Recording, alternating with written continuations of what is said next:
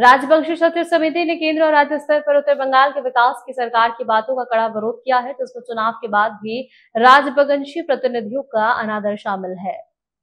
संगठन की जलपाईगुड़ी जिला शाखा द्वारा आयोजित एक संवाददाता सम्मेलन में केंद्रीय समिति के सचिव धर्जी मोहन राय ने केंद्र और राज्य स्तर पर सरकार के कई मुद्दों पर कड़ी आलोचना कर दी है। वर्तमान स्थिति पर बोलते हुए उन्होंने कहा कि सिलीगुड़ी नगर निगम के एकमात्र राजवंशी सदस्य को जिस तरह से बैठक कक्ष से बाहर जाने के लिए कहा गया, उसे हम अच्छी नजर से नहीं देखते हैं। साथ ही जब चुनाव होते हैं तो भारत के नेतृत्व वाली भाजपा के नेतृत्व वाली केंद्र सरकार उत्तर बंगाल के बारे में बड़ी बड़ी बातें करती है, जो वोट पड़ते ही हवा में उड़ जाती है। इसी तरह राज्य सरकार भले ही राजवंशी समुदाय के विकास की कुछ बातें करती हो, लेकिन वास्तव में हमें कोई विकास नहीं मिल रहा।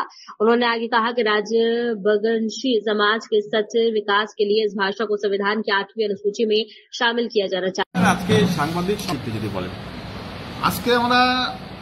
राजवंशी ক্ষত্রিয় সমিতির সদস্য কয়েকজন এখানে উপস্থিত হয়েছি।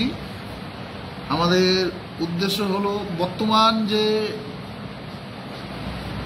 পরিস্থিতির উপর বেস করে আমরা রাজবংশী ক্ষত্রিয় সমিতির তরফ থেকে আমরা কয়েকটা কথা সাংবাদিক বন্ধুদের কাছে তুলে ধরতে চাই।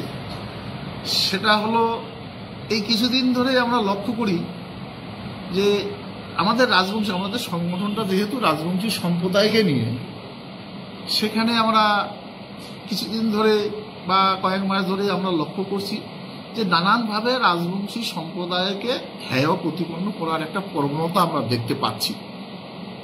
এগুলো যাতে ভবিষ্যতে না হয়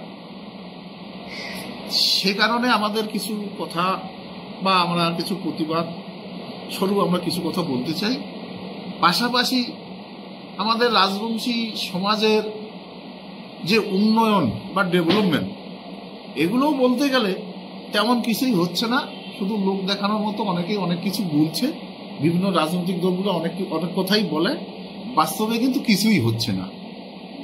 এই সকল কারণেই আমরা আজকে আপনাদের সামনে 2-4টি কথা বলার প্রয়োজন বোধ করি।